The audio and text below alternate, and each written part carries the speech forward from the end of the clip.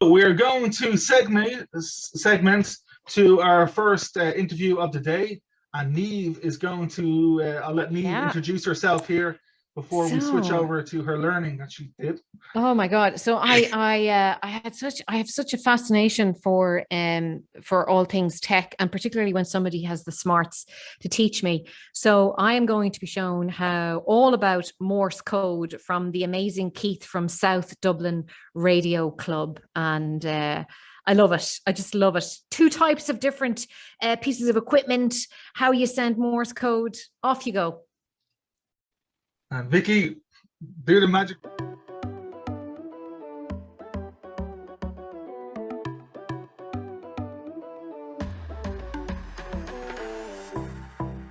Well, Keith Wallace, how are you? I was looking forward to this now. I've been given the chance to interview a few people today at Dublin Maker, and they said, do you want to learn Morse code? And I was like, do I what? Titanic?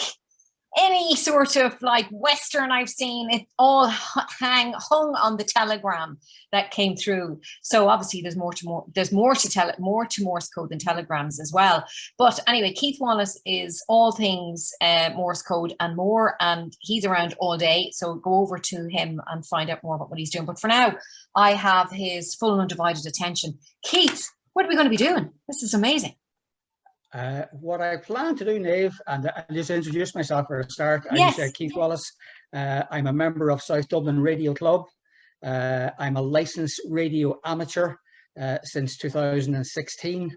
And as part of the reason we're talking about Morse code this evening, the exam itself is actually split into two parts. The second part of the exam, you have to pass a Morse code test. So that's what we're at here this evening. Oh, so I'll go through a little bit about what Morse code is, okay. How long Morse code has actually been around. Okay. What I'll try and do then is try and teach you a little bit of Morse code. Let's see how we get on. Yeah, show you how to actually send it, a couple of the different keys that are actually used to send it, that amateurs use, and try and explain it. So basically, Morse code, it was invented by a guy called Samuel F.B. Morse, hence the name Morse code. Okay, yeah. And what year was that? When was that then? And just to finish off, there's another guy actually involved as well, which you never hear about, a guy called Alfred Vail. And both of them actually, they invented Morse back in 1837. So it's been around since 1837, wow. Believe it or not. Between them, what they actually did at the start was they invented an electromechanical device, basically a big coil, which actually recorded indentations on paper. So the very first Morse code was marks on paper. And basically what it was a machine, a clockwork machine. You wound it up, had a roll of paper on it. The paper rolled out. You pressed a button at one end, it sent an electrical signal down a line. A little stylus came down and actually marked the paper. So depending on how long that paper, or how long you held the button down, it would give you a short mark or a long mark. So that's the basis of Morse code. It's what they actually refer to them as dits and das. Yeah. So that's where Morse code actually originated. Now, what Morse himself actually did is he broke the alphabet down, and he started with A and assigned the letter 1 to it, B the number 2, C 3, etc., etc. So what happened then is, as you sent Morse code on the paper, you sent 1 dot for 1, 2 dots for 2, 3 dots for 3, etc. So that's the way it was recorded on paper. Yeah. So somebody at the far end had a little book. They looked at the stream of paper, they looked at the number of dots and dashes on the paper, and were able to then read a message and send a message back. Makes sense, yeah. Yeah. So then in 1844, Vail, who we were chatting about earlier, actually took that a stage further, and he looked at the English language. He looked at the letters in the English language, he looked at the common letters in the language and decided, right, what we'll do then is all the common letters that you're probably going to send a lot of times within a message, we give them very short dits or das or dots and dashes. And then the longer ones, he put longer sequences. So what they were actually referred to as dots and dashes. And what they defined at that stage was a thing called American Morse. And American Morse sort of originated with the railway. So it was a means of sending communications along the railway lines between the stations in America. So that's where Morse actually originated. Now the actual apparatus itself produced a sound. If you think of a mechanical device, every time he pressed a button, there was a sound. Yeah. So when he pressed for a short dit, there was a very short sort of sound. When he pressed for a long one, there was a long sound. And what happened was that the operators operating these things eventually got to know the dits and the das. They knew when a dit was coming in by the short sound, or they knew when a long sound was coming in by the long sound. So that's the basis of Morse code, dits and das. Yeah. What happened then was a guy called Frederick Gerck, I think I pronounced it correctly, in 1848 then took the American Morse code and adapted it for Europe. And then in 1865, a crowd called the ITU, which is the International Telecommunications Union, standardized it. So what they standardized in 1865 is still what's actually being used as Morse code today. There you go. There you go. Okay. So if you actually look at Morse code itself, it's all a series of dots and dashes. Yeah, yeah. And what we actually do nowadays is we send out, as amateurs, we send out a sound. So the dit is a very short sound, and the da is a longer sound. Uh-huh. And what happens then is combinations of those dits and das make up the full alphabet, and numbers and what we call pro sounds, the likes of the slash and the question mark and the dot and the period and etc., etc. So basically what happens then is within amateur radio itself, we have to do what's known as a Morse exam. The Morse exam is set at 5 words a minute. So you have to be able to read at 5 words a minute and send at 5 words a minute. Now, conversational Morse you'll hear on air runs at about 15, 20, 25 words a minute. Wow. So if you're sitting down to actually learn Morse, it actually becomes very musical once you increase the speed. And I'll demonstrate that in a few minutes. Okay. But at a really slow speed, it doesn't sound like anything. But the faster you go, the more musical it actually becomes. And it's always said that people who have a musical background will pick up the Morse actually really easily because they're used to listening to a tone or a sound and they pick it up really, really simply. For the rest of us, it's a struggle. So if you look at, say, the alphabet, I'll probably show the sheet in a few minutes, but I say you can see the sheet online anywhere, the full ITU standard that's used today.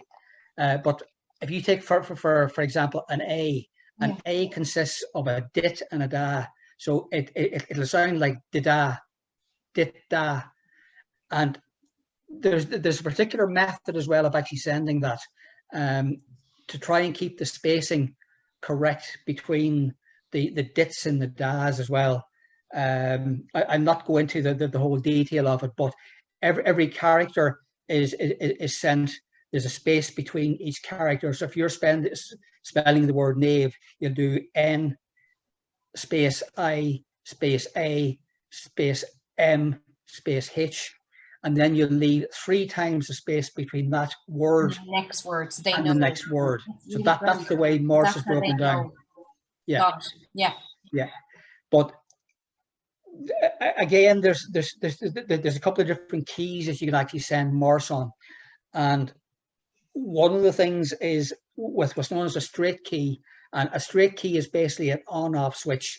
So with a buzzer and a bell and a battery, you can actually make a Morse code key and practice. So all you're doing is literally pressing the button, making a circuit, and making a sound. But on a straight key, you actually determine the length of the dit, the length of the space in between, and the length of the da. So what amateurs will actually say is that they actually get to know what's known as the fist or the hand of the person sending it, because everybody's is actually very slightly different. And if you're on long enough, you actually get to know the style of somebody sending Morse code. Oh my God. Now, with there's another type of key then called an iambic key, which is slightly different in that it regulates the timing and the spacing, everything between the actual key itself. Learning Morse code, what they actually recommend is that people learn it at 20 words a minute. So you're hearing the character as like a musical note, and that actually imprints on the brain. But what you do is you leave a space between the different characters as you're learning them. What will often happen is when you're learning Morse code, you'll be given, say, a set of 5 characters or 5 numbers. And what will happen is you'll hear the first one, space, second one, space, third one, etc., etc. And what they say is listen to the actual character at speed, but leave a space in between. And what that does, it gives your brain, when you're learning Morse code, time to actually comprehend the sound. One of the things when you're starting to learn Morse code first is you actually start counting the dits and the das. So for the likes of A is dida. So you're counting 1 dit, 1 da. The next one, U, is dit, dit, da. So that's 2 and a dash, 2 dits and a da. But the problem with that is when you get up in speed, your brain just can't comprehend counting the dits and the das. You need, when you get proficient in Morse, and when you get used to listening to Morse, you get to the stage where you actually listen to the sound and you know the sound instinctively. So that's what learning Morse is all about. Sounds good. Right. So to give you a few examples, what I'm going to do is I'll turn on another camera here. I have 2 Morse keys set up. Okay. One is a straight key and one is an iambic key. And I'll just show you what the difference is in the two. As I say, the most famous one you alluded to earlier on is SOS. Yes. Save our souls, or save our ship, as some people call it. And that was a common distress signal sent from any ship up until I think it was the 1990s, believe it or not. They've only changed that recently. So what I'll do is I'll share the camera and turn on the second camera here, and you'll see the 2 keys, and I'll explain the difference in the two.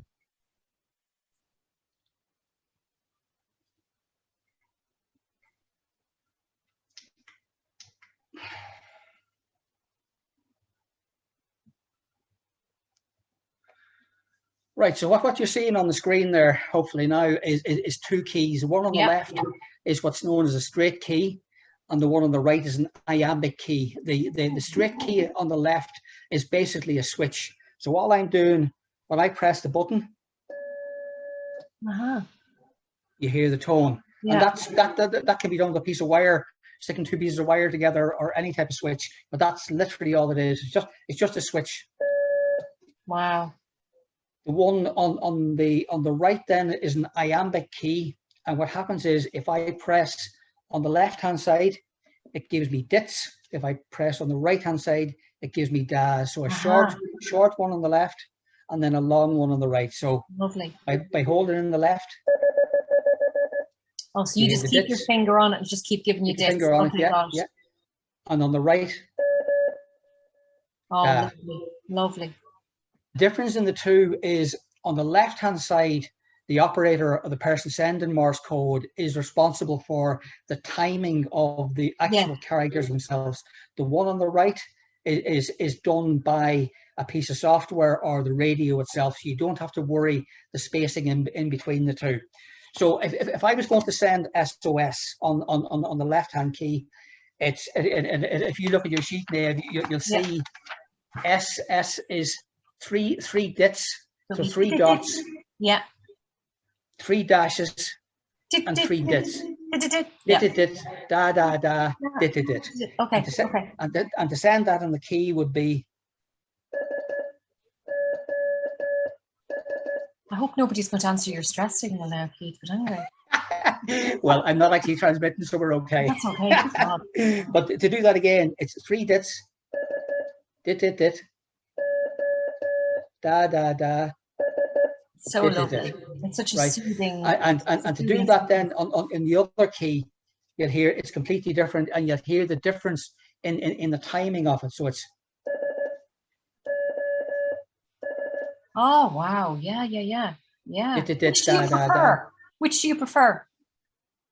You have to do the exam with the straight key. Yeah. But once you do that, most people will move onto the iambic key. Yeah. Because it's slightly different again, in that the iambic key, you can do what's known as a squeeze the key. So if I want to send an F, it's just easier. It's more fluid. Yeah. And that's by holding my finger on the key. I don't have to worry about the timing. The timing's all done for that. So that element is all taken out of it. Yeah, lovely. Right. Yeah. So if you take an example, say your name, okay, right, on the straight key, it would be. And here I put it in front of me just so you actually see as well. Right? Oh yeah, lovely. So nave is da dit, dida, da da, dit. So if you look at the sheet in front of you, with the actual symbols itself. So if I send it, I send it slowly, you can try and actually hear it. So the N is da dit. Got it. Dit. Da. Da. And dit. Lovely. Right. And then if you listen to the difference then in the iambic key, it's da dit.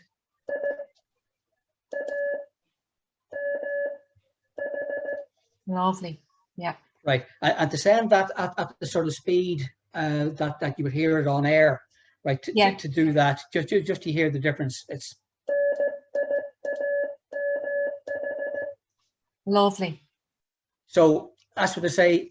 You're very musical. You have to get used to the actual sound, because you haven't time to actually count the dits and the das. Yeah. So that comes over a long period of time. Yeah, it's like learning to play an instrument, Keith. It's just like playing an instrument. What's explained to me when I started this is like learning a language from word go and learning an instrument. So you're learning a language and you're learning to listen to a musical note as well. Lovely. And the combination of both eventually actually sink in. So to actually say my name would be, right, and it's da da dit da dit. So that's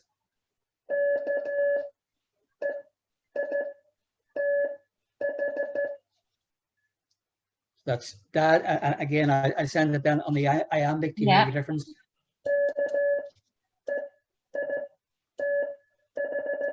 Yeah, it's lovely. It just immediately is more musical with the iambic one, isn't it? It is, and that's why people move over to it. I can see why. There are people who use nothing but a straight key and will do exactly what I'm doing, but it takes a lot of practice, because you're responsible for to try and time it. But I say that's the one you learn on. Yes. And I say people tend to move over to the other one. If I was to send Dublin Maker, just that's a long one. Okay, yeah, go seeing as what we're actually doing, I'll actually slow it down. Okay. Until you actually hear it as well. I just check the speed. Right. So it's da did it. Did da. Da did it for B. L. I got that one wrong, sorry. I'll start again. All right. It's just too slow for me. So it's da da dit.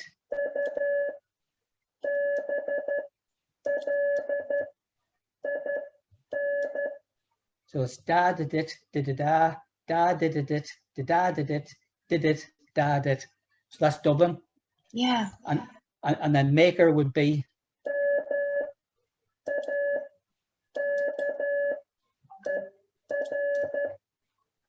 dit da da dit. Now to take it up, and you'll hear the difference. Yeah, play it at your pace. Play it like the way you want at speed. So yeah, Dublin. So I'll do Dublin first. So it's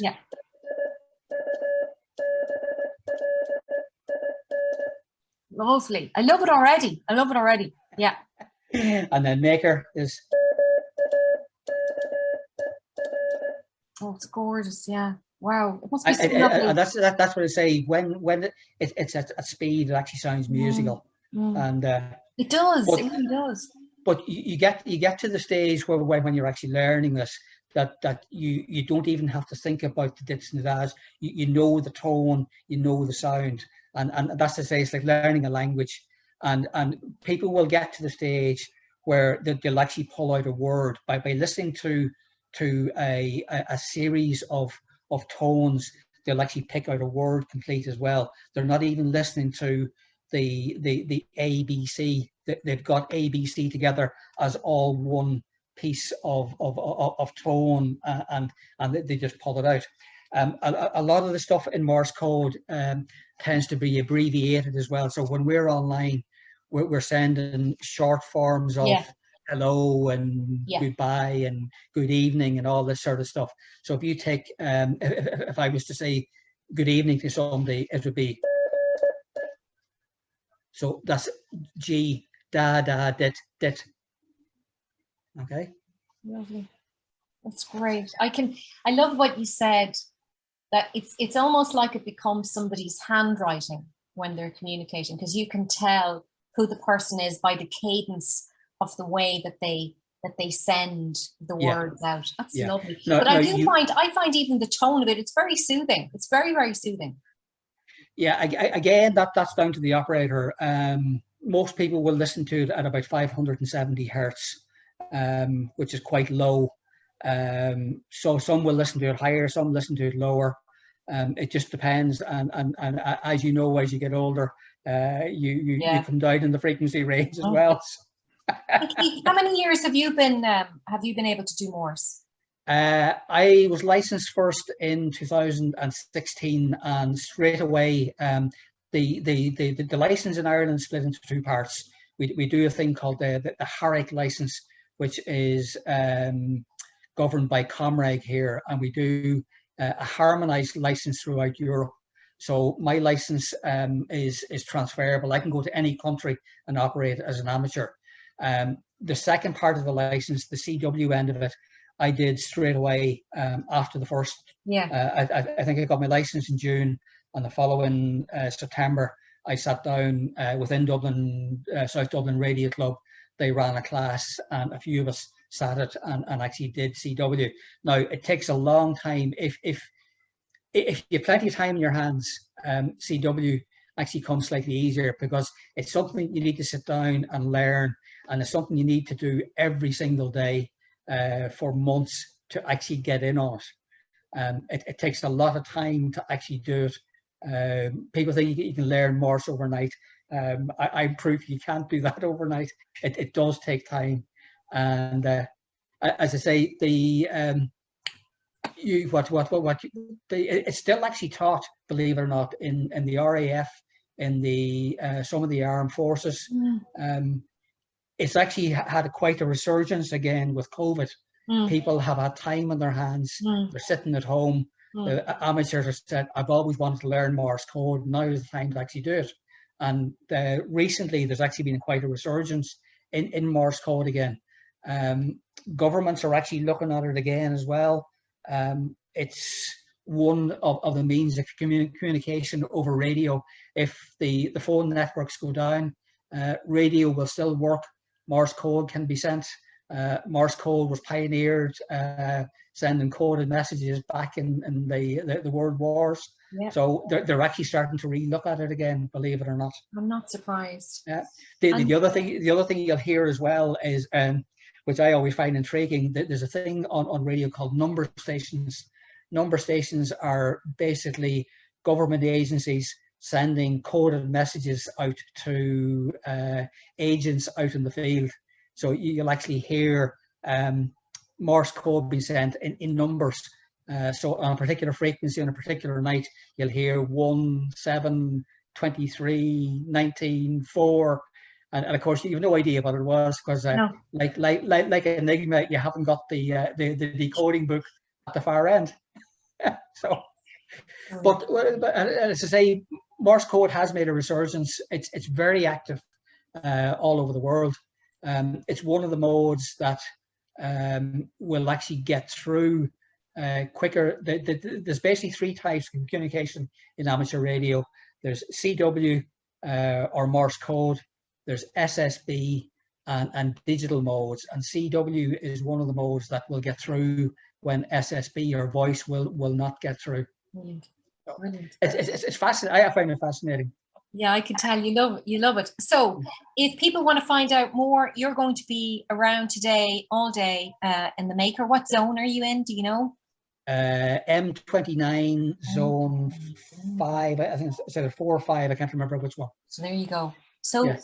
Keith, that's brilliant. I mean, this is where I love if the Maker was physically, but it's lovely that we have gathered town because we can all chat anyway. But if I were in front of that now, I would be playing away. I just think that's really interesting. And thanks for sharing your passion for Morse code. I always wondered what the actual apparatus is and the timings and stuff, and you've explained it really well. And I hope you've whetted everyone's appetite to learn more and to find out more about your amateur radio group, South Dublin Radio. So thanks a million, Keith.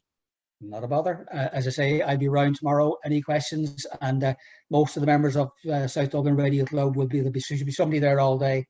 And I say, anybody's any questions, give us a shout. There are plenty of resources online. We can point you in that direction.